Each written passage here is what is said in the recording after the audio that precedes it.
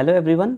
आइए आज हम सोलर सिस्टम के बारे में पढ़ेंगे जो एसएससी सीजीएल की आगामी परीक्षा 2026 में होने वाली है। उसके लिए बड़ा ही इम्पोर्टेंट टॉपिक है जिससे परसिस्टेंटली और पर्टिनेंटली क्वेश्चंस आते हैं साल दर साल।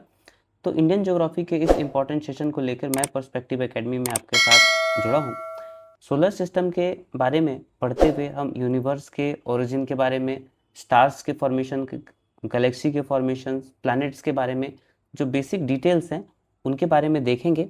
तो आइए, यूनिवर्स जो कि हमारा ब्रह्मांड एक नयनाभिराम ब्रह्मांड है, यानी आज तक ये असीम अनंत ब्रह्मांड हम सभी के लिए कौतूहल का विषय रहा है कि जितना भी रहस्य हम ब्रह्मांड के बारे में जान जाए फिर भी बहुत सारी चीज़ें जानने को रह जाती हैं। तो आइए ब्रह्मांड के निर्माण, ब्रह्मांड के विस्तार और उनके बारे में जो अलग अलग पॉजुलेशंस, अलग अलग थ्योरी, अलग अलग हाइपोथेसिस दी गई है, चाहे अलग अलग वैज्ञानिकों ने हाइपोथेसिस दी, अपने अपने पॉजुलेशंस दिए, उनमें से जो सर्व स्वीकृत और सर्वमान्य जो थ्योरी है उसको हम बिग बैंग थ्योरी कहते हैं, या इसे महाविस्फोट के नाम से भी जाना जाता है। तो ये बिग बैंग थ्योरी से पहले भी कई सारी थ्योरीज आई जिसको अलग अलग वैज्ञानिकों ने दिया।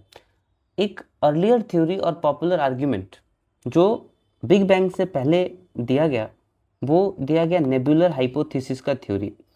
नेबुलर हाइपोथेसिस की थ्योरी दी सबसे पहले जर्मन फिलोसोफर इमैनुअल कांट ने। उसी को, कांट की थ्योरी को रिवाइज करके लैप्लास ने 1796 में लैप्लास ने कांट की थ्योरी को रिवाइज करके उसी थ्योरी को बेहतर फॉर्म दिया 1796 में, कि उनका ये कहना था कि ये जो ब्रह्मांड है वो नेबुला से बना है, यानी कि planets were formed out of cloud of material associated with a youthful sun which was slowly rotating. ये उनकी थ्योरी थी। अलग अलग लोगों ने और भी थ्योरी दी। लेकिन हमारा जो फोकस है इस थ्योरी में वो बिग बैंग थ्योरी के बारे में है। आप देख पा रहे होंगे कि सबसे पहले एक विशालकाय आग का गोला जो कि अत्यंत गर्म है और उसकी जो तपिश है, उसकी जो गर्माहट है, जैसे जैसे ठंडी हुई उसके बाद आकाशीय जो पिंड है यानी सेलेस्टियल ऑब्जेक्ट्स हैं, उन सेलेस्टियल ऑब्जेक्ट का निर्माण हुआ है। तो यहाँ आप देख सकते हैं कि किस तरह से इनिशियली हॉट और प्राइमोर्डियल प्लाज्मा, यानी यहाँ पर जो कुछ है वो इनिशियल यानी आरंभिक प्लाज्मा से ब्रह्मांड का निर्माण हुआ लेफ्ट साइड में, और यही ट्रांजिशन होकर धीरे धीरे गैलेक्सी का निर्माण किए और बहुत सारी जो ब्रह्मांडीय संरचनाएं हैं, कॉस्मिक स्ट्रक्चर जो आज हम देखते हैं वो इनसे बनी हुई है। तो एक वर्ड है प्राइमोर्डियल, कहीं भी और भी वर्ड लिखा होगा प्राइमीवल, यानी दोनों एक ही बात है, यानी ये प्रारंभिक या आरंभिक चीज़ों के निर्माण से बनी है। यहाँ कई एराज आए, युग आए। इस स्लाइड में हम देख पा रहे हैं कि स्टार्ट होता है कॉस्मिक डाउन, यानी ब्रह्मांड का जो उदय है, वहाँ से ब्रह्मांड के उदय से एक गैलेक्टिक वेव बना है, एक विशाल, एक जटिल एक तंत्र बना आकाश गंगा का, और वहाँ से स्ट्रक्चर्स बने। तो सबसे पहला जो ईरा है प्राइमोर्डियल डेंस प्लाज्मा का एरा, यानी जो आरंभिक डेंस प्लाज्मा का ईरा है, ये ब्रह्मांड का आरंभिक समय है, यानी अर्ली यूनिवर्स का टाइम है। यहाँ से धीरे धीरे जब ये ठंडी होती गई टाइम के साथ, जियोलॉजिकल टाइम स्केल पर ये बहुत लंबा वक्त होता है, हम इंसानों की ज़िंदगी से बहुत बड़ी बातें हैं ये सब। जियोलॉजिकल टाइम स्केल पर जैसे जैसे ये ठंडा होता है वैसे वैसे स्ट्रक्चर्ड गैलेक्सी का फॉर्मेशन हुआ जो बाद में गैलेक्सीज बनी। जैसे आप देख पा रहे होंगे कि अलग अलग टाइप की गैलेक्सी है, फिर डार्क मैटर का वेव है, गैलेक्सी असेंबल्ड हुई, गैलेक्सी की पूरी असेंबली बनी है लोकलाइज्ड डेंस पैकेट के माध्यम से। तो ये सारी चीज़ें हैं। बिग बैंग थ्योरी के बारे में देखते हैं कि बिग बैंग थ्योरी को सबसे पहले एक्सपाउंड किया था, सबसे पहली बार बिग बैंग थ्योरी जिसने दी वो बेल्जियम के पादरी, भौतिकविद और खगोल शास्त्री जॉर्जेस लमैत्रे ने 1927 में, डेट याद रखेंगे कि बिग बैंग थ्योरी लमैत्रे ने दी 1927 में। उन्होंने इस थ्योरी में ये बताया कि ये यूनिवर्स या ब्रह्मांड एक्सपेंड कर रहा है, that the universe was expanding and traceably originating from a single point. तो ये जो सिंगल पॉइंट है वो उस सिंगल पॉइंट को प्राइमिवल एटम या प्राइमोर्डियल एटम या कॉस्मिक एग नाम दिया, यानी कि आरंभिक जो परमाणु है वहाँ से ये ब्रह्मांड जो है विस्फोट हुआ, और विस्फोट के बाद ये ब्रह्मांड विस्तार होता गया, ये ब्रह्मांड एक्सपेंड करता गया। तो इसी थ्योरी को अलग अलग लोग एक्सपेंडिंग यूनिवर्स थ्योरी भी कहते हैं, एक्सपेंडिंग यूनिवर्स थ्योरी। ये term big bang English astronomer Fred Hoyle ने सबसे पहली बार कॉइन किया था बीबीसी रेडियो के ब्रॉडकास्ट में। उन्होंने एक competing theory steady state model या स्टेडी स्टेट हाइपोथेसिस के बारे में फ्रेड हॉयल ने बताया। अब ये स्टेडी स्टेट मॉडल ये कहता है कि आप ब्रह्मांड को कहीं से भी देखें, यानी ब्रह्मांड के एक छोर से दूसरे छोर को कहीं से भी देखें, वो एक जैसा डेंसिटी है, एक जैसा उसका डिस्टेंस, यानी ब्रह्मांड का कोई न आदि है न अनंत है। यानी कि स्टेडी स्टेट मॉडल ब्रह्मांड को अनादि अनंत बताता है कि इसका न शुरुआत है न कहीं अंत है, और सब जगह से एक जैसा डिस्टेंस नजर आता है। और यही जो चीज़ है टर्म बिग बैंग, वो इस थ्योरी के साथ, लमाइत्रे की थ्योरी के साथ स्टक कर गई। इस थ्योरी के की कंट्रीब्यूटर्स है, सबसे पहला तो जो प्रोपाउंडर हैं जॉर्जेस लमाइत्रे वो हैं। इसके लिए उन्होंने मैथमेटिकल और फिजिकल बेसिस बताया अल्बर्ट आइंस्टीन के मॉडल को ध्यान में रखते हुए। अब अल्बर्ट आइंस्टीन का मॉडल ये कहता है, मास एनर्जी इक्विवेलेंस की बात करता है, यानी अल्बर्ट आइंस्टीन ने जनरल थ्योरी ऑफ रिलेटिविटी थी, यानी सापेक्षता का सामान्य सिद्धांत, उसी थ्योरी को भी ध्यान में रखते हुए और उसके इक्वेशन को यूज करके जॉर्जेस लमाइत्रे ने बिग बैंग थ्योरी लाई। कुल मिला के कहने का मतलब ये है फ्रेंड्स कि सबसे पहले जो एनर्जी थी, जो मास थी, एक टाइनी साइज के पार्टिकल के रूप में जो मास थी, अपने आप में वो मास बहुत इन्फिनाइट एनर्जी को अपने अंदर समेटे हुए था। उसके साथ साथ उसकी इनफाइनाइट डेंसिटी थी, असीम घनत्व और असीम ऊर्जा का एक छोटा सा बॉल था। और वो जो मास है वो मास ट्रांजिशन हो गया महाविस्फोट के पश्चात ऊर्जा में। दूसरे जो की कंट्रीब्यूटर हैं उसमें हैं, उनका नाम है एडविन हबल, जिन्होंने क्रूशियल ऑब्जर्वेशन दिया इस थ्योरी के सपोर्ट में। और हबल ने बताया कि गैलेक्सी अब भी मूव कर रहे हैं हमारे से, यानी एक गैलेक्सी दूसरे गैलेक्सी से, गैलेक्सी 1 गैलेक्सी 2 से मूव कर रही है, और अगर आप पृथ्वी से देखें तो भी गैलेक्सी का डिस्टेंस बढ़ रहा है, यानी यूनिवर्स इज इंडीड एक्सपेंडिंग। ये हबल का नियम है। तीसरे हैं जॉर्ज गैमो, जिसने इस थ्योरी को डेवलप किया कि कैसे इनिशियली एलिमेंट फॉर्म हुए हॉट यूनिवर्स से। बिग बैंग थ्योरी में न्यूक्लियर सिंथेसिस, जिसको हम अगले स्लाइड में पढ़ेंगे, और किस तरह से कॉस्मिक बैकग्राउंड रेडिएशंस बने, यानी कॉस्मिक जो बैकग्राउंड रेडिएशन किस तरह से बने, उनके बारे में भी अगले स्लाइड में देखेंगे। तो यहाँ पर क्रोनोलॉजिकल इवोल्यूशन है बिग बैंग थ्योरी के बाद क्या हुआ। ये 3 एरा बताए गए हैं, एक है रेडिएशन एरा, दूसरा है मैटर एरा, और तीसरा है dark energy era. Radiation era में देखेंगे कि हॉट प्राइमोर्डियल जो प्लाज्मा है, हॉट प्राइमोर्डियल प्लाज्मा एक्सपेंशन के बाद उसका रेडिएशन चारों दिशा में बराबर होता है और बहुत तेजी से होता है। उसके बाद से जो रेडिएशन के पश्चात, यानी जो मास है, मास के विस्फोट के बाद वहाँ से एनर्जी जनरेट होती है। एनर्जी जनरेट के बाद एक मैटर का युग आता है, यानी इस एज में मैटर डोमिनेंट होते हैं। अगले स्लाइड में इसका एक्सप्लेनेशन भी हम देखेंगे। फर्स्ट स्टार और गैलेक्सी फॉर्म हुए मैटर के एरा में, और जब एकदम स्टेबल होने लगा, ये अंतरिक्ष अब भी विस्तार कर रहा है, लेकिन जैसे स्टेबल हुआ तो उस स्टेबल और एक्सेलरेटेड फेज को डार्क एनर्जी एरा यानी करंट फेज कहते हैं। आइए देखते हैं रेडिएशन एरा जो कि फर्स्ट एरा है, उस एरा में क्या हुआ। ब्रह्मांड का इनिशियल एक्सपेंशन के बाद ब्रह्मांड में चारों तरफ रेडिएशंस यानी फोटोन फैल गए और साथ ही सब एटॉमिक पार्टिकल कहा जाता है इलेक्ट्रॉन, यानी एटम के अंदर जितने भी पार्टिकल हैं, इलेक्ट्रॉन, प्रोटॉन, न्यूट्रॉन, ये एटॉमिक पार्टिकल्स को सब एटॉमिक पार्टिकल कहते हैं। This era is broken down into incredibly fast epoch, Planck और ग्रैंड यूनिफिकेशन इपोक। ये यूनिवर्स इन्फिनाइटली डेंस और हॉट था और ये इस एरा में जितने भी फंडामेंटल फोर्सेस है सब एकजुट हो गए। उसके बाद आता है इन्फ्लेशनरी इपोक।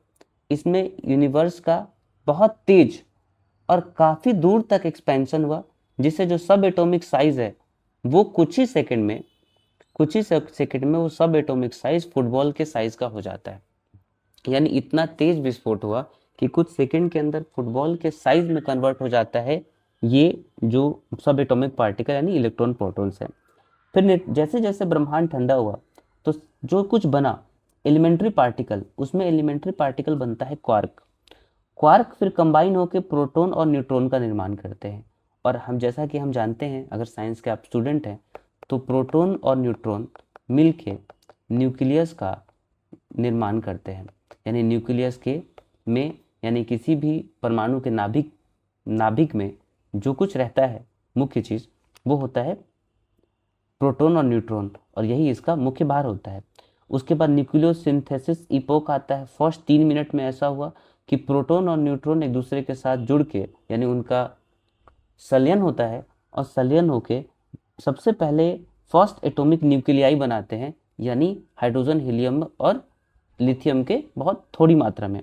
यानी कि हाइड्रोजन और हीलियम एलिमेंटल पार्टिकल्स हैं, हाइड्रोजन और हीलियम लाइटेस्ट पार्टिकल हैं, लाइटेस्ट एलिमेंट्स हैं, तो ये बनता है और ये बहुत भारी भी होते हैं। मैटर इरा यानी बिग बैंग के बाद से अभी तक के, यानी बिग बैंग के बाद जो 30,000 साल से लेके अब तक में जो युग आया वो मैटर एरा।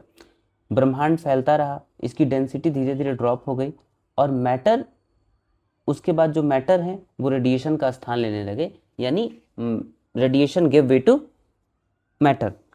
उसके बाद से रिकॉम्बिनेशन हुआ, डार्क एजेस आए, यानी कि एक first stable atom neutral atom का निर्माण होता है। Light could finally travel through space, यानी इस समय के बाद पहली बार लाइट स्पेस में ट्रेवल होनी शुरू हुई। यानी आप बोल सकते हैं कि जो ब्रह्मांड है उस समय इस युग में पहली बार ट्रांसपेरेंट दिखनी शुरू हुई, पारदर्शी दिखनी शुरू हुई और लाइट एक जगह से दूसरी जगह पहुंची। जो पहली लाइट है जो उस समय ट्रेवल की ब्रह्मांड में, वो लाइट आज भी सुरक्षित तौर पर उसको सुरक्षित रखा हुआ है ब्रह्मांड में कहीं ना कहीं, और वही लाइट कॉस्मिक माइक्रोवेव बैकग्राउंड के रूप में जानी जाती है। और ये जो वर्ड है CMB, इसको याद रखिएगा कि एक्सपेंडिंग यूनिवर्स हाइपोथेसिस का ये एक बहुत बड़ा एविडेंस है। ये एक बहुत बड़ा एविडेंस है कि जो प्राइमोर्डियल लाइट है मैटर इरा में जो जनरेट हुई थी वो आज भी प्रिजर्व्ड है। फिर रीआयोनाइजेशन और स्टेलर अप्रोच चला। ग्रेविटी धीरे धीरे स्लोली जो हाइड्रोजन गैस के क्लाउड्स हैं उसको, यानी ग्रेविटी जब प्रिडोमिनेंट बनी तो आसपास के जितने मैटर्स थे उनको अपने साथ जोड़ने लगी और अपने साथ अट्रैक्ट करने लगी अपने पास। तो अंत में वो सब कोलैप्स, अपने ही भार की वजह से कोलैप्स हो गए और वहाँ एक न्यूक्लियर फ्यूज़न डेवलप होता है। यानी ये एक रिएक्शन, न्यूक्लियर रिएक्शन में न्यूक्लियर फ्यूज़न होता है और उससे फर्स्ट जनरेशन ऑफ स्टार बनते हैं, अर्ली गैलेक्सीज बनते हैं और ब्रह्मांड भर में उजाला फैलने लगता है।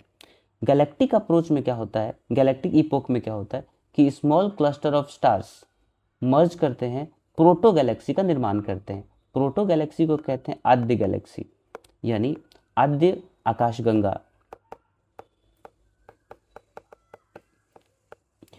जो कि over a billion of years में इवॉल्व हुआ एक मैच्योर स्पाइरल, इलिप्टिकल और इरेगुलर गैलेक्सी में। अब हम इतना कुछ जानते हैं कि जो गैलेक्सी हैं ये सब शेप है कि गैलेक्सी के अलग अलग शेप बनते हैं। कुछ गैलेक्सी रेगुलर गैलेक्सी होते हैं और कुछ गैलेक्सी इरेगुलर गैलेक्सी होते हैं। गैलेक्सी का कुछ भी शेप हो सकता है, यानी Galaxy comes in a variety of shapes. Galaxy का शेप भी अलग होता है, गैलेक्सी का साइज भी अलग अलग होता है। अब एक बात हम देखते हैं कि जो गैलेक्सी होती है वो गैलेक्सी क्या होती है। तो a galaxy is a huge mass of stars, nebula and interstellar materials. यानी गैलेक्सी जो कुछ बनी होती है, कुछ स्टार्स से बनी होती है, कुछ नेबुला से और इंटरस्टेलर स्टेलर मटेरियल से बनी होती है। डार्क एनर्जी एरा यानी जो करंट एरा है कि 5 बिलियन ईयर्स पहले यूनिवर्स में, ब्रह्मांड में मैटर इतने फैल गए कि ग्रेविटी जो एक प्रिडोमिनेंट पुलिंग फोर्स थी जो सब चीज़ों को अपने साथ जोड़ के रखी थी, वो धीरे धीरे कमज़ोर हो गई और उसके साथ एक मिस्टीरियस रिपल्सिव फोर्स डेवलप होता है। डार्क एनर्जी ये एक अननोन काइंड की एनर्जी होती है। डार्क एनर्जी एक अननोन काइंड की एनर्जी है जो किसी को भी दिखाई नहीं देती, पर वो एग्जिस्ट जरूर करती है। तो वो डार्क एनर्जी है जिससे causing universe expansion of the universe to speed up, जिसके कारण ब्रह्मांड का विस्तार तेजी से होने लगा, यानी और तीव्र हो गया, एक्सेलरेट हो गया। और हम इसी युग में रह रहे हैं जहाँ पर ब्रह्मांड आज भी तेजी से फैल रहा है। तो हमारा सोलर सिस्टम इसी फेज में ट्रांजिशन हुआ, यानी हमारे सोलर सिस्टम का जो एज है वो सोलर सिस्टम का एज 4.6 बिलियन ईयर्स है। यानी 4.6 बिलियन ईयर्स अगो हमारा सोलर सिस्टम का फॉर्मेशन स्टार्ट होता है। तो दोस्तों हमने देखा कि डार्क एनर्जी क्या है, एक अननोन फॉर्म ऑफ एनर्जी है जो पूरे के पूरे ब्रह्मांड में परमिएटेड है, सब जगह फैली हुई है। यानी पूरे ब्रह्मांड में वो एनर्जी, डार्क एनर्जी व्याप्त है जो कि और पूरे यूनिवर्स के एक्सपेंशन को एक्सेलरेट कर रही है, यानी बढ़ा रही है। आगे देखते हैं कि ये ब्रह्मांड का अंत हो सकता है क्या। इसको लेके बहुत सारे पोजुलेशंस और हाइपोथेसिस, साइंटिस्ट एक अनुमान लगाते हैं, एक प्रेडिक्शंस करते हैं कि डार्क एनर्जी के बिहेवियर को लेके साइंटिस्ट ने प्रेडिक्ट किया, कुछ सिनारियो, कुछ परिदृश्य प्रेडिक्ट किया है कि ब्रह्मांड का एब्सोल्यूट एंड किस प्रकार से हो सकता है। इसके बारे में सिर्फ अनुमान ही लगाया जा सकता है। बिग फ्रीज यानी हीट डेप्थ एक थीसिस दी, ये सबसे एक्सेप्टेड थ्योरी है कि यूनिवर्स हमेशा के लिए यूनिवर्स एक्सपेंड करेगा। अगर यूनिवर्स हमेशा के लिए एक्सपेंड करता है तो गैलेक्सी एक दूसरे से इतनी दूर चले जाएंगे कि वो फिर एक्सपेंड एक दूसरे के साथ इंटरेक्ट नहीं करेंगे। सन में, स्टार में, गैलेक्सीज में जितनी एनर्जी होगी वो पूरी एनर्जी अपने फ्यूल को यूज कर लेंगे और इवेंचुअली ऐसा होगा एक दिन कि जो ब्लैक होल है वो ब्लैक होल हॉकिंग रेडिएशंस के द्वारा वो पूरी तरह इवेपोरेट हो जाएंगे। आगे के स्लाइड में हम देखेंगे उसका रिप्रेजेंटेशन कि किस तरह से वो हॉकिंग रेडिएशन से इवेपोरेट हो जाएंगे। उसके बाद से पूरा का पूरा जो यूनिवर्स है वो कोल्ड और यूनिफॉर्म होके रह जाएगा और पूरा अंधेरा छा जाएगा, फिर यूनिवर्स में लाइट नहीं आएगी। सेकेंड चीज है बिग क्रंच।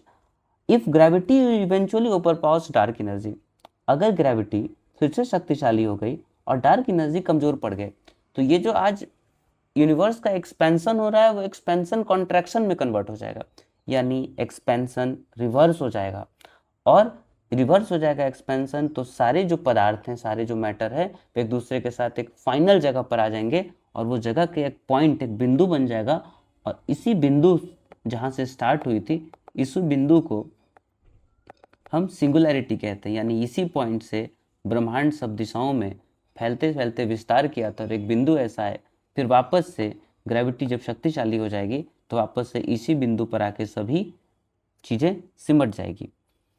बिग रिप, ये थर्ड सिनेरियो है कि if dark energy aggressively accelerate करता है तो गैलेक्सीज को तोड़ भी सकता है, सोलर सिस्टम, प्लैनेट को, और इवन एटम को भी वो तोड़ देगा। तो ये था हमारा ये ब्रह्मांड के बारे में कुछ कि क्या कुछ स्टार्ट से लेकर क्या कुछ अनुमान है कि समाप्त होने का। आइए देखते हैं फ्यूचर की क्रोनोलॉजी को कि कॉस्मिक इस ब्रह्मांड का भविष्य क्या रहेगा, किस्मत क्या रहेगी और बिग फ्रीज कैसे हो सकता है, जिसको हमने पीछे के स्लाइड में बिग फ्रीज यानी हीट डेथ के बारे में समझा था। तो ये है स्टेलर डिक्लाइन, यानी जो लाइट है स्टार्स की वो कैसे डिक्लाइन होगी ब्लैक होल का एरा जो ट्रिलियन ऑफ ईयर्स चलता है, स्टार्स जो कि रेड ड्वार्फ हैं, उसके बाद डिजेनरेट ड्वार्फ हैं, और उसके बाद ब्लैक होल हैं। Star formation, ceases populate galaxies, super massive black hole dominate करेंगे। स्टेलर कॉर्पसेस मतलब कि जो तारे हैं उन तारों की जो लाशें हैं वो नज़र आएगी, चारों तरफ फैल जाएगी। डार्क होल इवेपोरेशन, जब ये जो era of black hole evaporation है, ये जो ब्लैक होल है वो इस तरह से आप देख पा रहे होंगे कि सब तरफ इवेपोरेट होगी, यानी वो टाइम आएगा जब ब्लैक होल इवेपोरेट होके समाप्त हो जाएंगे।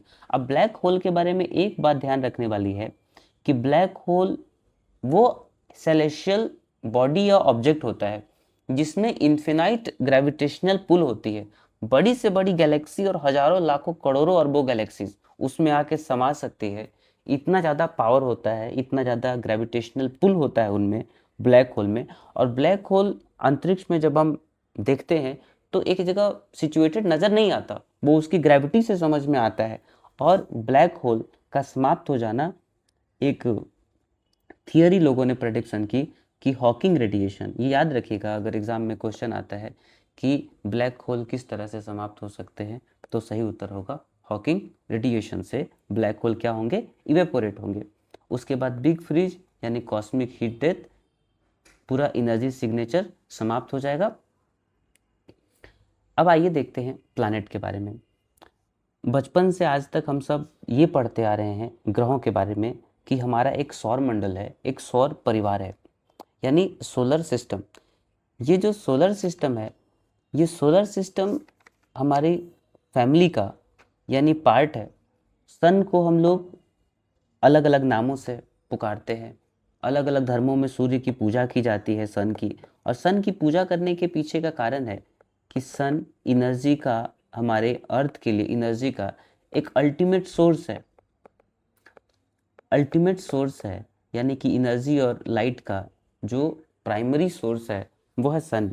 तो इसेंशियली सोलर सिस्टम, जो हम जानते हैं कि सोलर सिस्टम है क्या चीज़, सोलर सिस्टम वो है जहाँ पर सन है, सन के साथ जो प्लैनेट्स हैं, चाहे वो टेरेस्ट्रियल प्लैनेट हो, जोवियन प्लैनेट हो, अदर सेलेशियल ऑब्जेक्ट है जैसे एस्टेरॉइड्स हों, कॉमेट्स हों और सैटेलाइट्स हों। तो इस सेक्शन में जब हम बात कर रहे हैं, इस सेक्शन में हम सोलर सिस्टम के बारे में आइए देखते हैं। सोलर सिस्टम में जैसा कि स्लाइड में आपने देखा है कि दो पार्ट इसमें किया हुआ है। एक पार्ट में टेरेस्ट्रियल प्लैनेट्स हैं। इन टेरेस्ट्रियल प्लैनेट को अर्थ लाइक भी कहते हैं, यानी कि पृथ्वी के जैसे, या हिंदी में इनको कहते हैं पार्थिव ग्रह। और जोवियन प्लैनेट यानी जुपिटर लाइक, एक और नाम से जानते हैं कि इन्हें इनर प्लैनेट भी कहा जाता है और इन्हें आउटर प्लैनेट भी कह सकते हैं।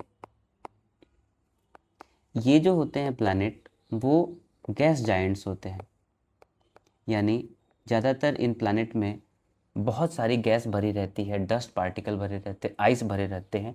और इन प्लैनेट का जो कोर, मेंटल और क्रस्टल पार्ट है वो सॉलिड मेटालिक पार्ट होता है जो बाद में क्रिस्टलाइज हो जाता है।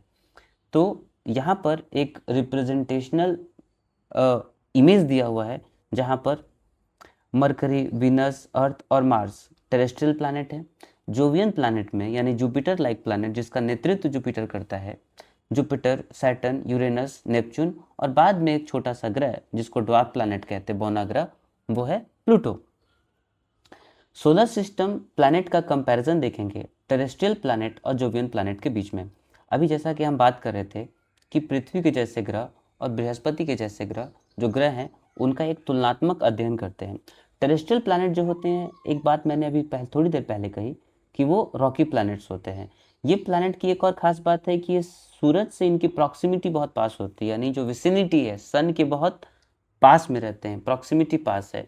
ये प्लैनेट साइज में स्मॉल होते हैं और ये डेंस प्लैनेट होते हैं, ये लेस डेंसर प्लैनेट होते हैं।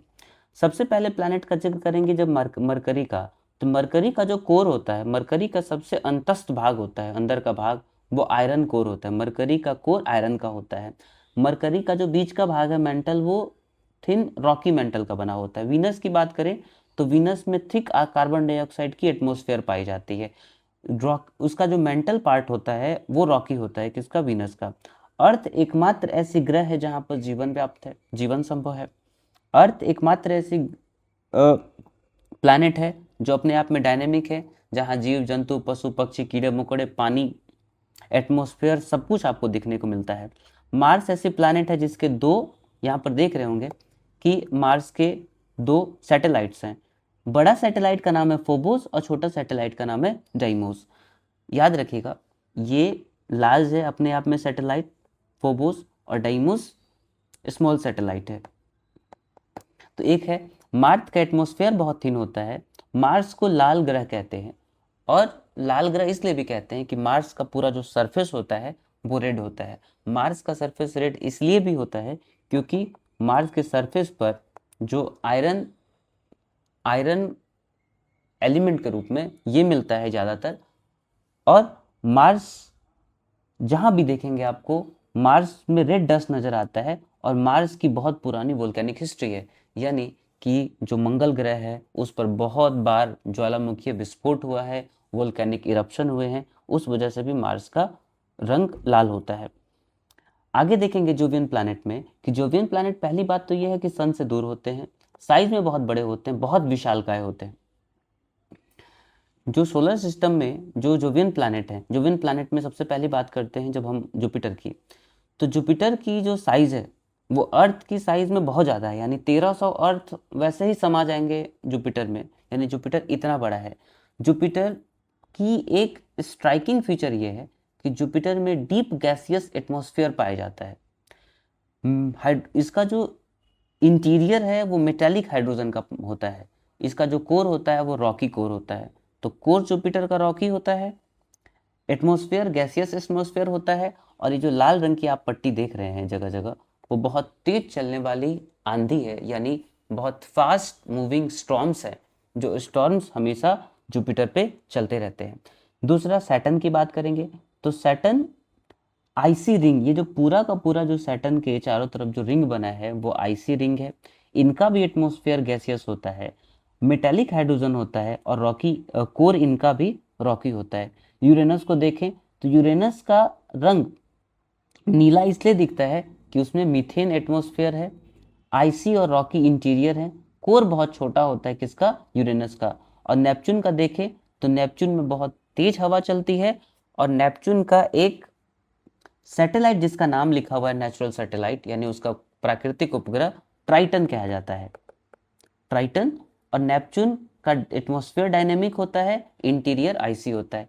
एक एक करके सभी प्लैनेट्स के बारे में देखेंगे, लेकिन पहले जनरल कैरेक्टरिस्टिक्स टेरेस्ट्रियल प्लैनेट की और जोवियन प्लैनेट की देख लेते हैं। टेरेस्ट्रियल प्लैनेट को रॉकी प्लैनेट भी कहा जाता है, यानी इन प्लैनेट के सरफेस पर रॉक की मात्रा ज़्यादा रहती है, चट्टानों की मात्रा ज़्यादा रहती है। ये प्लैनेट सन के बहुत पास होते हैं, आकार में रिलेटिवली स्मॉल होते हैं। इन प्लैनेट में सॉलिड रॉकी सरफेस होता है, डेंसिटी हाई होती है, जोवियन प्लैनेट की डेंसिटी कम होती है। या तो इन प्लैनेट की के पास नेचुरल सैटेलाइट या तो बिल्कुल नहीं होते या बहुत कम होते हैं। हमारे सोलर सिस्टम इन प्लैनेट को इनर प्लैनेट भी कहा जाता है। मरकरी, वीनस, अर्थ और मार्स इनर प्लैनेट है। इनका कॉम्पैक्ट सरफेस होता है, सॉलिड और कॉम्पैक्ट सरफेस है, हाई डेंसिटी है। और आगे हम कंपैरेटिव डायग्राम से जैसा कि देख ही चुके हैं, प्लैनेट के कंपैरिजन में टेरेस्ट्रियल और जोवियन प्लैनेट में एक बार फिर से कंपैरिजन जब देखते हैं तो टेरेस्ट्रियल प्लैनेट में रॉकी सरफेस है, साइज कॉम्पैक्ट है, या तो मून है या बिल्कुल भी मून नहीं है। जब मरकरी की बात करें तो मरकरी की एक खास विशेषता ये है कि मरकरी हैविली क्रेटर्ड है, यानी जो बुध ग्रह है, जो सूर्य के सबसे निकट ग्रह है, उस ग्रह की एक विशेषता यह है कि उसमें बहुत भारी भरकम, बहुत बड़े बड़े गड्ढे पाए जाते हैं, यानी बहुत बड़ी खाई पाई जाती है। वीनस ग्रह के साथ ऐसा है कि वहाँ इंटेंस ग्रीन हाउस गैसेज होते हैं, यानी ग्रीन हाउस गैस बहुत ज़्यादा होने के कारण कार्बन डाइऑक्साइड एक ग्रीन हाउस गैस में से एक है जो वीनस पर बहुत ज़्यादा उपलब्ध होता है।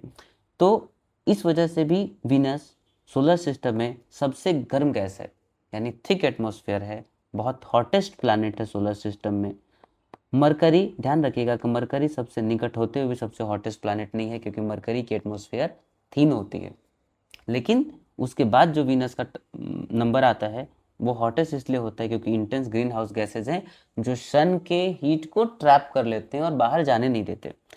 अर्थ एकमात्र हैबिटेबल प्लैनेट है जिस पर जीवन मौजूद है, जो जैसा कि अब तक पता है, और मार्स एक डिजर्टेड वर्ल्ड है जहाँ कुछ भी कोई भी रहता नहीं है। एटमॉस्फेरिक डेंसिटी वीनस की बहुत ज़्यादा थिक है जो कि कार्बन डाइऑक्साइड की उपलब्धता की वजह से है। अर्थ की एटमॉस्फेरिक डेंसिटी डोमिनेट होती है नाइट्रोजन और ऑक्सीजन की प्रचुर मात्रा के कारण, यानी कि नाइट्रोजन और ऑक्सीजन मिलके ही 99% कॉन्स्टिट्यूट करते हैं अर्थ की एटमॉस्फेयर को। अब हम जब स्केल की बात करते हैं, कॉम्पैक्ट स्केल की, तो रिलेटिव स्केल है मरकरी, वीनस, अर्थ और मार्स। सरफेस जियोलॉजी ऐसी है कि जो टेरेस्ट्रियल प्लैनेट है, इन टेरेस्ट्रियल प्लैनेट पर क्रेटर और वोल्केनो आपको ज़्यादा देखने मिलेगा। जब हम गैस जायंट्स की बात करते हैं, इन आउटर प्लैनेट या जोवियन प्लैनेट की जब हम बात करते हैं खासतौर से सोलर सिस्टम में, तो इनका सरफेस सॉलिड नहीं होता, सरफेस कॉम्पैक्ट नहीं होता और बहुत विशालकाय आकार होता है इनका। रिंग सिस्टम किसी में प्रोमिनेंट देखने मिलती है, जैसे सैटर्न में प्रोमिनेंटली रिंग सिस्टम दिखाई देता है। रिंग सब में होता है पर किसी में विजिबल होता है, किसी में नहीं होता। दूसरी बात यह है कि इनमें मून बहुत अधिक होते हैं और अर्थ सन से उनकी जो डिस्टेंस है वो भी काफ़ी दूर होती, यानी जैसे जैसे हम जाते हैं वैसे वैसे ये ठंडे होते जाते हैं। आगे देखते हैं, यानी कि जैसा रिंग सिस्टम है, रिंग सैटर्न में भी दिखता है, जुपिटर में भी, यूरेनस में भी और नेपच्यून में भी, लेकिन सबसे प्रोमिनेंट दिखता है सैटर्न में, उसके बाद धीरे धीरे कम होते जाता है। जोवियन प्लैनेट की बात करते हैं जो गैस जायंट या आइस जायंट होते हैं। ये दो बात लिखने के पीछे एक कारण है दोस्तों कि गैस और आइस ये दो चीज़ प्रिडोमिनेंटली रहती है जोवियन प्लैनेट में, यानी कि जो मार्स के बाद जो प्लैनेट्स हैं उनमें ये 4 आउटर प्लैनेट्स हैं हमारे सोलर सिस्टम के, जुपिटर, सैटर्न, यूरेनस और नेपच्यून। टेरेस्ट्रियल प्लैनेट का स्ट्रक्चर रॉकी होता है, लेकिन जो जोवियन प्लैनेट है वो प्राइमरीली कंपोज होते हैं, यानी हाइड्रोजन, हीलियम, वाटर भरा रहता है और इनके सरफेस सॉलिड नहीं होते। साइज मैसिव है, एटमॉस्फेयर है तो काफ़ी बड़ा एटमॉस्फेयर है, कॉम्प्लेक्स रिंग सिस्टम है और कई मून है जैसा कि हमने अभी देख लिया। सेम बातें ही लिखी हुई है इनमें भी। जोवियन प्लैनेट के बारे में थोड़ा सा डिस्कस कर लेते हैं। गैस जायंट में हाइड्रोजन और हीलियम ये दो ऐसे एलिमेंट हैं जो रिच अमाउंट में पाए जाते हैं। यहाँ पर हीट इंटेंस होती है।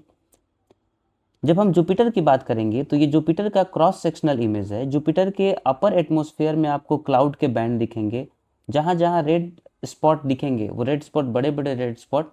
इतना ही याद रखना है कि जो रेड स्पॉट जुपिटर के पास दिखते हैं, जुपिटर के सरफेस के ऊपर, वो बहुत तेज़ी से चलने वाले आंधी हैं, तेज़ी से चलने वाले स्टॉर्म हैं और उन एक स्टॉर्म का साइज अर्थ के साइज से बड़ा है। मॉलिक्यूलर हाइड्रोजन होता है, मेटालिक हाइड्रोजन मौजूद होता है और डायनामिक स्टॉर्म होती है।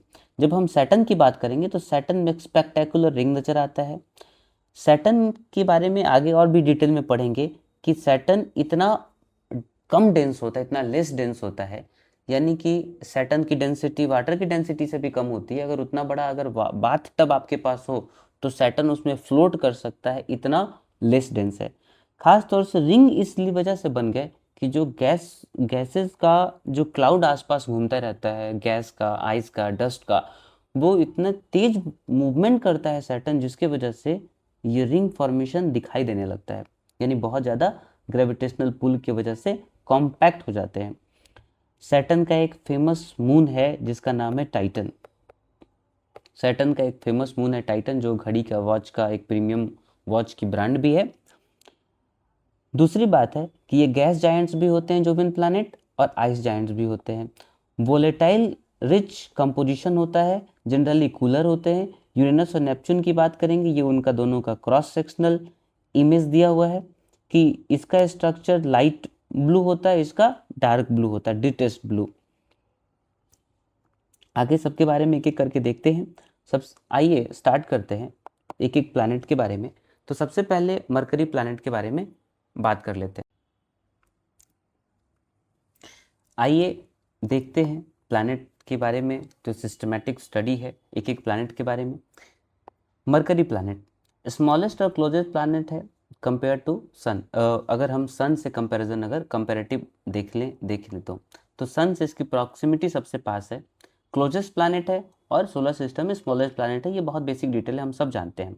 इसका टेम्परेचर बहुत एक्सट्रीम टेम्परेचर होता है, यानी कि एटमॉस्फेयर थिक नहीं होने की वजह से इनका टेम्परेचर 430 डिग्री सेल्सियस, यानी जब हम सेल्सियस की बात करें तो 430 डिग्री सेल्सियस तक पहुंच जाता है, यानी और फ़ारेनहाइट में 800 डिग्री फ़ारेनहाइट तक दिन के हिसाब से, और रात में 180 डिग्री सेल्सियस तो 290 डिग्री फ़ारेनहाइट तक पहुंच जाता है रात में। आयरन कोर बहुत ज़्यादा होता है इसमें, यानी इसका जो कोर है, अंदर का जो भाग है वो आयरन का बना है, सॉलिड आयरन कोर है, और यही उसके इंटरनल स्ट्रक्चर का बहुत बड़ा हिस्सा भी है। कोई मून नहीं है, यानी कि इनका कोई नेचुरल सैटेलाइट नहीं होता। वीनस का मरकरी का कोई भी नेचुरल सैटेलाइट नहीं होता, और ना ही इनमें रिंग सिस्टम मौजूद होती है, यानी कोई रिंग सिस्टम भी नहीं होता, कोई नेचुरल सैटेलाइट भी नहीं होती, दो बातें। इसका जो एक्सटर्नल एटमॉस्फेयर है यानी एक्सोस्फेयर, ये एक्सोस्फेयर एक्सट्रीमली थिन होता है और फ्रेजाइल लेयर होती है, यानी कि दूसरे वीनस, अर्थ, मार्स की तरह जो स्टेबल एटमॉस्फेयर है, वो स्टेबल एटमॉस्फेयर आपको कभी भी मरकरी प्लैनेट में नहीं देखने मिलेगा। मरकरी में जहाँ जहाँ कहीं भी देखेंगे वो बड़े बड़े क्रेटर हैं, कुछ क्रेटर इतने बड़े हैं, काफ़ी बड़े क्रेटर हैं, और जो सबसे डीप क्रेटर है इसके सरफेस पे उसको कैलोरिस बेसिन कहा जाता है। ध्यान देने वाली बात है कि इनका ईयर फास्ट होता है लेकिन डे स्लो होता है, यानी कि ध्यान रखने वाली बात यह है कि मरकरी का सन के चारों तरफ जो रिवॉल्यूशन है वो फास्ट है, लेकिन जो इनका स्पिन है, स्पिन को कहते हैं रोटेशन, यानी अपने एक्सिस पर जो इनका रोटेशन होता है वो स्लो होता है, लेकिन अर्थ के चारों तरफ जो उनकी परिक्रमा है वो परिक्रमा तेज होती है, यानी it completes an orbit around the sun. Sun के चारों तरफ अपनी कक्षा में घूमते हुए सिर्फ 88 अर्थ डेज में वो सन के चारों तरफ एक चक्कर लगा लेता है, लेकिन इनका सिंगल डे नाइट साइकिल 176 अर्थ डेज में जाता है। तो स्पिन स्लो होती है और रिवॉल्यूशन फास्ट होती है। वीनस की बात करते हैं, ये सेकेंड प्लैनेट है, हॉटेस्ट प्लैनेट है। हॉटेस्ट प्लैनेट इस वजह से भी है, इस एक फैक्टर की वजह से कि ग्रीन हाउस इफेक्ट की वजह से, कि इनके पास CO2 काफ़ी प्रचुर मात्रा में उपलब्ध होती है, एबंडेंट में होती है, और इस CO2 यानी ग्रीन हाउस गैसेस का ये नेचर होता है कि वो हीट को ट्रैप कर लेती हैं। हीट अंदर तो आ सकता है लेकिन हीट बाहर नहीं जा सकता, इसी इफेक्ट को ग्रीन हाउस इफेक्ट कहते हैं। तो इस कारण से वीनस की जो सरफेस टेम्परेचर है वो सरफेस टेम्परेचर 465 डिग्री सेल्सियस पहुंच जाती है, जो इतनी ज़्यादा है कि शीशे को भी पिघला दे। वीनस के बारे में ये बहुत ध्यान देने वाला बात है, एग्जाम में ये आ सकता है कि इनका रोटेशन किस तरह से होता है। वीनस का रोटेशन रेट्रोग्रेड रोटेशन होता है। ध्यान रखिएगा, हमारे सोलर सिस्टम में दो ऐसे प्लैनेट हैं, यू और वी। ये यूवी याद रख सकते हैं, यूवी रेज होता है अल्ट्रा वायलेट रेज, इस तरह से आप याद रख सकते हैं कि दो ऐसे प्लैनेट है जिनका रेट्रोग्रेड रोटेशन होता है। अब रोटेशन के बारे में देखते हैं कि अर्थ का रोटेशन वेस्ट टू ईस्ट होता है, अर्थ का रोटेशन पश्चिम से पूरब की ओर होता है, लेकिन वीनस का और यूरेनस का रोटेशन कैसे होता है, ईस्ट टू वेस्ट होता है। तो ऐसे याद रख सकते हैं, एक ट्रिक है, यूवी सोलर सिस्टम में रेट्रोग्रेड रोटेशन होता है, प्रोग्रेड यानी एडवांस्ड प्रोग्रेसिव रोटेशन ना होकर पीछे की तरफ रोटेशन होता है। आगे देखते हैं, डेज लॉन्ग होते हैं, ईयर शॉर्ट होते हैं, यानी single day takes 243 earth days which is longer than its entire year. एक दिन मतलब इनका एक बार का रोटेशन 243 अर्थ डेज के बराबर होता है, लेकिन ईयर क्या होते हैं, शॉर्ट होते हैं। क्यों ऐसा, क्योंकि इनका रिवॉल्यूशन फास्ट होता है मरकरी की ही तरह। इनकी एटमॉस्फेयर क्रशिंग एटमॉस्फेयर है, यानी एटमॉस्फेयर 92 टाइम्स ग्रेटर है अर्थ से। आगे देखेंगे कि अर्थ के ट्विन भी कहा जाता है, इनको अर्थ का ट्विन कहा जाता है, यानी पृथ्वी की जुड़वा बहन कहा जाता है क्योंकि साइज, मास, डेंसिटी सब एक जैसी होती है। लेकिन जब आप सरफेस के कंडीशंस और एनवायरनमेंट को देखें, जहाँ मरकरी बहुत ज़्यादा हॉट है, वहीं जो अर्थ है वो ना तो ज़्यादा हॉट है ना तो ज़्यादा कूल है, यानी अर्थ में हैबिटेबल टेम्परेचर पाई जाती, इक्वेबल टेम्परेचर है, जहाँ मॉडरेट टेम्परेचर से लोग जी पाते हैं, जीव जंतु भी रह पाते हैं। दूसरा कि मरकरी को इवनिंग स्टार भी कहा जाता है। मरकरी को इवनिंग स्टार भी कहा जाता है क्योंकि सोलर सिस्टम एकमात्र ऐसी प्लैनेट है जो एक तो अर्थ के पास भी है और वो चमकती भी दिखाई देती है। अर्थ के बारे में जानते हैं, बहुत कुछ अर्थ के बारे में वैसे भी जानते हैं हम लोग, तो इसके बारे में कम ही डिस्कस करेंगे। अर्थ वाटर प्लैनेट है क्योंकि वाटर एबंडेंट अमाउंट में है। वाटर एग्जिस्ट करती है, वाटर अपने सभी फॉर्म में एग्जिस्ट करती है, सॉलिड, लिक्विड और गैसियस तीनों ही फॉर्म में एग्जिस्ट करती है। अर्थ के टोटल सरफेस एरिया में 71% एरिया में वाटर है। एकमात्र प्लैनेट है जो जहां लाइफ एग्जिस्ट करती है, और लाइफ एग्जिस्ट दो वजहों से करती है, एक प्रेजेंस ऑफ एटमॉस्फेयर और presence of all the 3 states of water. Breathable atmosphere है, और एटमॉस्फेयर ऐसा है कि हमारे अर्थ के एटमॉस्फेयर में एक हीट बजट होता है। हीट बजट यानी जितना भी सन से हीट अंदर आती है उतनी ही बाहर भी चली जाती है, तो जो टेम्परेचर है अर्थ का वो कांस्टेंट बना रहता है। तो एटमॉस्फेयर ब्रीदेबल है। 99% कॉन्स्टिट्यूट करते हैं दो मेन एलिमेंट्स, नाइट्रोजन और ऑक्सीजन, और बाकी थ्रेश अमाउंट में थोड़ी थोड़ी मात्रा में कार्बन डाइऑक्साइड है, वाटर वेपर है, कुछ इनर्ट गैसेस हैं, डस्ट पार्टिकल्स हैं, बाकी चीज़ें हैं। यहाँ पर एक्टिव प्लेट टेक्टोनिक्स हैं। अब प्लेट टेक्टोनिक की थ्योरी ये कहती है कि अर्थ जो है अलग अलग टेक्टोनिक प्लेट्स से बना हुआ है। 3 तरह की ऐसी प्लेट देखने मिलती है, एक कॉन्टिनेंटल प्लेट, एक ओशनिक प्लेट, और एक ओशनिक प्लेट, और एक ओशनिक कॉन्टिनेंटल प्लेट, यानी अलग अलग टेक्टोनिक प्लेट्स हैं। इन टेक्टोनिक प्लेट का मूवमेंट होता है अर्थ के नीचे। जो प्राइमोर्डियल हीट है अर्थ के कोर में जो प्राइमोर्डियल हीट है, उस हीट के हमेशा जनरेशन की वजह से, ऊपर आने की वजह से, कुछ प्लेट बाउंड्रीज के बीच में जब वो हीट बाहर निकलने की कोशिश करती है, तो वोल्केनिक इरप्शन और अर्थ के जैसी घटनाएं होती हैं, जिससे अर्थ के सरफेस के ऊपर बहुत सारे लैंडफॉर्म्स बनते हैं। यानी कि अर्थ में जो जियोमॉर्फिक प्रोसेसेस होती है, उस जियोमॉर्फिक प्रोसेस की वजह से अर्थ के ऊपर बहुत सारे लैंडफॉर्म बने हैं, चाहे वो लैंडफॉर्म जैसे माउंटेन्स हो, फ्लैट एरियाज हो, जैसे प्लेन्स हो, जैसे प्लेट्यूज हो, जैसे गॉर्जेस हो, ये सब कुछ। और प्रोटेक्टिंग शील्ड है, यानी अर्थ का अपना एक रोबस्ट डायनेमिक मैग्नेटिक फील्ड है, और ये इस वजह से है क्योंकि अर्थ का जो आउटर कोर है वो लिक्विड आयरन का बना हुआ है। दूसरी कि अर्थ के और फीचर्स हैं, जैसे ओजोन लेयर है जो अर्थ को हार्मफुल अल्ट्रावायलेट रेज से बचाती है। अर्थ के एटमॉस्फेयर में अलग अलग गैसेज है, एटमॉस्फेयर में कई सारे लेयर्स हैं, जैसा कि हम जानते हैं कि ट्रोपोस्फेयर है, स्ट्रेटोस्फेयर, मेसोस्फेयर, आइनोस्फेयर, एक्सोस्फेयर, ये सब लेयर्स हैं। तो अर्थ के बारे में इतना बेसिक जानकारी ठीक है। आइए मार्स के बारे में देखते हैं। हम लोग इस चीज़ को पढ़ चुके हैं कि मार्स को रेड प्लैनेट कहते हैं। रेड कलर इस वजह से आया क्योंकि आयरन ऑक्साइड के प्रेजेंस की वजह से, इसेंशियली रस्ट है जो कि इसके डस्ट और सरफेस रॉक को कवर करता है। मॉन्स्टर वोल्केनो है, यानी कि जैसा कि पहले भी हमने देखा है कि मार्स की हिस्ट्री रही है कि वहाँ पर वोल्केनिक एरप्शंस बहुत हुए हैं। मार्स के ऊपर वोल्केनिक इरप्शन बहुत हुए, इसकी हिस्ट्री है। यानी कि एट रफली 25 किलोमीटर एक वोल्केनो तो ऐसा भी है जिसका नाम है ओलंपस मॉन्स। ये हमारे पूरे सोलर सिस्टम में सबसे बड़ा वोल्केनो है, जिस वोल्केनो की अपनी जो हाइट है वो 25 किलोमीटर है, यानी कि माउंट एवरेस्ट की तुलना में 3 गुना ज़्यादा। ग्रैंड कैनियन ऑफ स्पेस है, यानी वैलीज मैरिनेरिस एक मैसिव कैनियन सिस्टम है, यानी कि यहाँ पर इतना मजबूत, इतने बड़े, इतने हार्ड रॉक मिलते हैं। वो 4000 किलोमीटर तक फैले हैं, यानी इस पार से उस पार पूरा का पूरा इंटायर यूएस समाज है, इतने बड़े कैनियन है।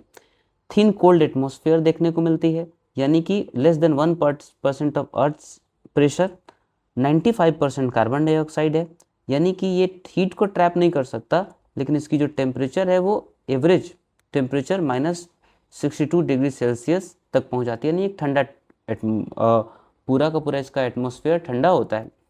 2 टाइनी मून्स हैं इनके, नेचुरल सैटेलाइट है फोबोस और डिमियो, जिसका हमने चर्चा किया। और एक चीज़ देखने वाली बात है कि मार्स से स्टार्ट होता है एस्टेरॉयड बेल्ट, जो कि जुपिटर तक जाता है, एस्टेरॉयड्स बेल्ट। इस बेल्ट में बहुत सारे एस्टेरॉयड घूमने दिखाई देते हैं। तो भारत ने अपना मिशन, मंगलयान मिशन, मार्स के ऊपर भेजा। मार्स के ऊपर बहुत सारे ऐसे मिशन जा चुके हैं जहां इस पॉसिबिलिटी के लिए रिसर्च की जाती है कि क्या मार्स के ऊपर अर्थ के बाद लाइफ एग्जिस्ट कर सकती है। तो इसको लेकर रिसर्च और स्पेस एक्सप्लोरेशन हमेशा चलती रहती है। जुपिटर के बारे में देखते हैं। जुपिटर को बृहस्पति भी कहते हैं। इसे याद रखने के लिए एक ट्रिक से समझ सकते हैं बृहस्पति के बारे में कि बृहस्पति सबसे बड़ा है। अमिताभ बच्चन का हाइट बहुत ज़्यादा है, तो उसी तरह से जुपिटर की हाइट बहुत ही ज़्यादा है। अमिताभ बच्चन को किंग कहा जाता है, मिलेनियम स्टार कहा जाता है, यानी कि सदी के महानायक कहा जाता है। उसी तरह से जुपिटर का स्टेटस सोलर सिस्टम में वैसा ही है जैसे अमिताभ बच्चन का इंडियन फिल्म इंडस्ट्री में स्टेटस है। प्लैनेट का किंग है। सारे प्लैनेट को जब आप मिला दें तो उन सारे प्लैनेट की मास से भी ज़्यादा मास जुपिटर की हो जाती है, यानी कि 1300 अर्थ को उसमें आराम से फिट कर सकते हैं, इतना बड़ा है। रेड स्पॉट के बारे में हम जान गए कि स्वर्लिंग स्टॉर्म सिस्टम है जो हजारों सालों से वहाँ तक चलती है। सुपर फास्ट स्पिन है, यानी कि जुपिटर अपने कक्षा में तो चलते ही हैं बहुत तेजी से। जुपिटर अपने एक्सिस पर इतनी तेजी से रोटेट करता है कि ध्यान देने वाली बात है कि अगर एग्जाम में ये क्वेश्चन आता है एसएससी में कि जुपिटर किस ग्रह का सबसे छोटा डे होता है, किस ग्रह का सबसे छोटा डे 9.9 आवर का एक डे होता है, कंप्लीट फुल डे, यानी एक रोटेशन कंप्लीट करने में जुपिटर को 9.9 आवर्स ही लगते हैं। जुपिटर के मून्स की संख्या बहुत ज़्यादा है, यानी 95। जहां अर्थ के पास केवल एक नेचुरल सैटेलाइट है, वहां जुपिटर के पास 95 नेचुरल सैटेलाइट्स रिकॉग्नाइज्ड है अब तक। इनका सबसे बड़ा जो सैटेलाइट है उसका नाम है गैनीमीड पूरे सोलर सिस्टम का सबसे बड़ा सैटेलाइट है और वो जुपिटर का अपना सैटेलाइट है। और एक क्लू, ये world covered in active volcanoes, इनके पास भी अपना एक रिंग सिस्टम है, यानी जुपिटर के पास भी अपना एक रिंग सिस्टम तो है। सैटर्न को सारी क्रेडिट मिल जाती है, लेकिन कम ही लोग जानते हैं कि जुपिटर के पास भी अपना एक रिंग है, लेकिन ये ring system subtle ring system है। सैटर्न की बात करें तो सैटर्न को जाना ही जाता है अपने स्पेक्टेकुलर रिंग सिस्टम की वजह से। वाटर में फ्लोट कर सकता है, ये हमने अभी तक देख लिया। मून किंग होते हैं, यानी टोटल नॉन मून्स। सबसे ज़्यादा सैटेलाइट्स किस ग्रह के हैं सोलर सिस्टम में? सैटर्न के 274 मून्स हैं। इस मून में एक मून टाइटन का भी आता है। टाइटन का आकार मरकरी प्लैनेट से भी बड़ा है और एकमात्र मून है अपने सोलर सिस्टम में जिसका अपना थिक एटमॉस्फेयर है और लिक्विड लेक्स हैं उसके सरफेस के ऊपर, यानी टाइटन वो मून है सैटर्न का जिसका साइज मरकरी से ज़्यादा है और उसके पास एटमॉस्फेयर भी थिक है और लिक्विड लेक्स हैं। हेक्सागोन स्टॉर्म चलती है, यानी जब आप सैटर्न को देखें तो सैटर्न में 6 साइडेड जेट स्ट्रीम चलती है। 6 साइड की जेट स्ट्रीम चलती है। जेट स्ट्रीम बहुत तेज चलने वाले हवा, एक तेज चलने वाली कॉन्टिन्यूअस विंड सिस्टम को बोलते हैं, जो 6 साइडेड है। एक नॉर्थ पोल, ये इसका साउथ पोल। तो नॉर्थ पोल में एक बिजारे परमानेंट वेदर पैटर्न चलती है, 6 साइडेड जेट स्ट्रीम, जिसको हेक्सागोन जेट स्ट्रीम भी बोलते हैं। इस जियोमेट्रिक स्टॉर्म का एक एक साइड जो है वो अर्थ के साइज से भी बड़ा है। ध्यान देने वाली बात यह है कि अर्थ का जो सैटर्न का जो पोल है, दोनों ही नॉर्थ पोल और साउथ पोल, यानी जिसके जो दो टर्मिनल पॉइंट्स हैं, नॉर्थ पोल और साउथ पोल, ये दोनों फ्लैटेंड हैं, काफ़ी ज़्यादा फ्लैटेंड। यानी कि ये कहना गलत नहीं होगा कि सैटर्न इतनी तेज़ी से रोटेट करता है, इतनी तेज़ी से रोटेट करता है सैटर्न, कि इसके आसपास के जितने भी ऑब्जेक्ट हैं वो ऑब्जेक्ट इतना ज़्यादा कॉन्ट्रैक्ट होके, कोएलेस होके इसके सेंटर में चले जाते हैं और इतना फाइन बन जाते हैं कि इसके आसपास की जो डिब्रीज है, वो डिब्रीज, इधर आसपास की डिब्रीज क्लियर होके इसके स्ट्रॉन्ग ग्रेविटेशनल पुल की वजह से कोएलेस हो जाती है, जुड़ जाती है, और इसका जो इक्वेटर है, यानी जो मिडिल पोर्शन है सैटर्न का, वो इक्वेटर बहुत ज़्यादा बल्जिंग आउट है, यानी मिडिल में सैटर्न बहुत बल्जिंग आउट है और पोल्स पर बहुत ज़्यादा फ्लैटेंड है। और ये सबसे फ्लैटेस्ट, यानी पोल पर सबसे फ्लैटेस्ट प्लैनेट है और सबसे ज़्यादा बल्जिंग प्लैनेट है इन द मिडिल। बाकी इसके स्पीड की बात करें तो ये इनक्रेडिबली फास्ट अपने एक्सिस पर इतना तेजी से ये घूमता है कि इनका एक दिन पूरा करने में जस्ट 10.7 आवर्स लगते हैं, जो कि सेकंड है जुपिटर से। यूरेनस की बात करते हैं, ये साइडवेज प्लैनेट है। यूरेनस के बारे में एक चीज़ तो जानते हैं कि यूरेनस का जो टिल्ट है वो एक्सट्रीम टिल्ट है, 98 डिग्रीज तक टिल्ट है ये अपने एक्सिस से, यानी जब आप देखेंगे तो एक्सिस से। और ये इसलिए कि it rolls on it side as it orbit the sun, यानी सन के जब और चारों तरफ चक्कर लगाता है तो अपने साइड पर घूमता है। और ये इसलिए हुआ क्योंकि बहुत समय पहले अर्थ के आकार की कोई बॉडी ऑब्जेक्ट थी और उसका बहुत विशालकाय टक्कर हुआ यूरेनस की वजह से, जिसके कारण उसका जो झुकाव है, इंक्लिनेशन है, यानी टिल्ट, वो 98 डिग्री तक हो गया है।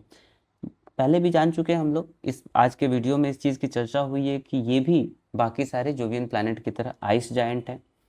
इसके मास में most of its mass is composed of hot dense fluid of icy material, water है, अमोनिया है, मीथेन है।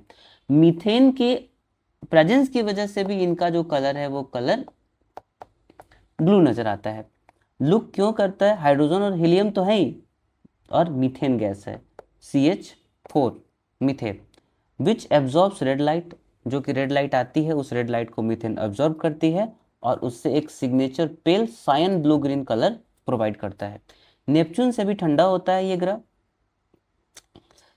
नेपच्यून इसके बाद नंबर आता है, यूरेनस के बाद आता है नेपच्यून का 8th नंबर में, ये 7th नंबर का प्लैनेट है। उसके बाद भी ये नेपच्यून से पास होने के बाद सन के कंपैरिजन में भी ये ज़्यादा ठंडा है। क्यों? क्योंकि इनकी जो एटमॉस्फेयर है वो एटमॉस्फेयर का टेम्परेचर ड्रॉप करके -224 डिग्री सेल्सियस या -371 डिग्री फ़ारेनहाइट तक पहुंच जाता है। आप जब देखेंगे इनके बारे में, जब हम आगे डिस्कस करेंगे तो ये देखेंगे कि यूरेनस के ऊपर इस प्रकार के रिंग नज़र आते हैं, यानी वर्टिकल रिंग होते हैं instead of horizontal ring. Horizontal यानी लेफ्ट टू राइट रिंग ना होकर टॉप टू बॉटम रिंग होता है इनके पास। 13 नॉन रिंग है। ऐसा इसलिए कि प्लैनेट का इंक्लिनेशन अपने साइड की तरफ है, नहीं तो रिंग इनका हॉरिजॉन्टल ही दिखाई देता। और ये नैरो रिंग अपीयर होते हैं वर्टिकली, ना कि हॉरिजॉन्टली। आइए नेपच्यून प्लैनेट की तरफ देखते हैं। सबसे डिस्टेंट प्लैनेट है सोलर सिस्टम में, सबसे दूर प्लैनेट है। पहले प्लूटो था, लेकिन प्लूटो को 2006 में प्लैनेट की कैटेगरी से दूर कर दिया गया, यानी उनको ड्वार्फ प्लैनेट की कैटेगरी में रखा गया है। हटाया नहीं गया है बिल्कुल, लेकिन उनको ड्वार्फ प्लैनेट की कैटेगरी में रखा गया है। नेपच्यून 8th और फार्देस्ट प्लैनेट है हमारे सोलर सिस्टम का। ऑर्बिटिंग सन की तुलना में 30 गुना ज़्यादा दूर से सन का चक्कर लगाता है। इनके पास ये बात है कि सुपरसोनिक विंड चलती है, ऐसी विंड जो साउंड की स्पीड से भी ज़्यादा तेज चलती है। स्पीड ऑफ साउंड से भी ज़्यादा तेज अगर जो चले कोई भी चीज़ तो उसको कहते हैं सुपरसोनिक। यहाँ मोस्ट वायलेंट वेदर चलता है पूरे सोलर सिस्टम में। अगर सबसे वायलेंट वेदर की कहीं का है तो वह है नेपच्यून का। एक बात, 2100 किलोमीटर पर आवर की स्पीड से यहाँ विंड चलती है, यानी साउंड की स्पीड से दोगुनी। इनका जो डिस्टेंस है वो डिस्टेंस मैथमेटिकल प्रेडिक्शन से पता किया गया है, न कि डायरेक्ट टेलीस्कोपिक ऑब्जर्वेशन से। डीप ब्लू आइस जायंट, यानी इनका जो रूप है, इनका जो जैसे दिखते हैं, नेपच्यून डीप ब्लू दिखता है, आइस जायंट है। इनके एटमॉस्फेयर में रिच अमाउंट में हाइड्रोजन, हीलियम, मीथेन आता है। नेपच्यून ज़्यादा डीपर है वो, और एज़ोर ब्लू कलर का है। पता नहीं इनके क्लाउड केमिस्ट्री में वो कौन सा कंपोनेंट है, लेकिन ये ज़्यादा ब्लू दिखते हैं उसी कंपोनेंट की वजह से। और इनके जो मून है उनमें 16 नॉन मून है, और जो मून है उनका रेट्रोग्रेड रोटेशन होता है, यानी बैकवर्ड रोटेशन होता है। एक प्लैनेट हमारे सोलर सिस्टम का आखिरी प्लैनेट, इनका रिक्लासिफिकेशन 1930 में इनको डिस्कवर किया गया। 9th प्लैनेट के रूप में गिना जाता था अंटिल 2006 तक, लेकिन IAU इंटरनेशनल एस्ट्रोनॉमिकल यूनियन ने इनको ड्वार्फ प्लैनेट की कैटेगरी में डाल दिया। प्लैनेट का अपना तीन कंडीशन होता है किसी भी प्लैनेट के होने का, कि प्लैनेट का जो शेप होना चाहिए वो शेप फ्लैट होना चाहिए, शेप स्फेरिकल होना चाहिए किसी भी प्लैनेट का। दूसरा, कि उनके पास अपना एक एटमॉस्फेयर होना चाहिए। तीसरा, कि अपने आसपास की जो इनके पास डिब्रीज हैं वो उन्हें अपने ग्रेविटेशनल पुल की वजह से उस डिब्रीज को क्लियर किया होना चाहिए। डिब्रीज मतलब कचरा, यानी मलबे को क्लियर किया होना चाहिए। पहली दो कैटेगरीज ये पूरी तरह से पूरा करते हैं, लेकिन अपने आसपास की जो डिब्रीज हैं यानी मलबे को वो क्लियर नहीं कर पाए प्लैनेट प्लूटो। इस कारण से प्लूटो को ड्वार्फ प्लैनेट की कैटेगरी में रखा जाता है। इनका आकार हमारे मून के आकार से भी छोटा है। प्लैनेट का आकार मून के आकार, प्लूटो का आकार मून के आकार से भी काफी छोटा है। एक कॉस्मिक हार्ट, बाकी ये पढ़ सकते हैं, smaller than moon, incredibly small है। 2/3 of the width of the earth के मून के विड्थ का 2/3 75% ही है, यानी 66.5 बोल सकते हैं। और यूएस से भी, यूनाइटेड स्टेट से भी छोटा है। एक चीज ध्यान देने वाली बात है कि इनका जो लॉन्ग इलिप्टिकल ऑर्बिट होता है, इस बात का कहने का मतलब है कि इन सन के चारों तरफ जब ये परिक्रमा करते हैं तो इनका जो पथ है, इनका जो रास्ता है वो इतना बड़ा हो जाता है कि लॉन्ग इलिप्टिकल शेप बना लेता है। और जो डिब्रीज की बात कर रहे थे तो ये कि प्लेटो के बाद जो एक बेल्ट बनता है, जो बेल्ट बनता है उसको कुइपर बेल्ट कहा जाता है, जिसमें अदर हेवनली ऑब्जेक्ट्स मौजूद होते हैं। और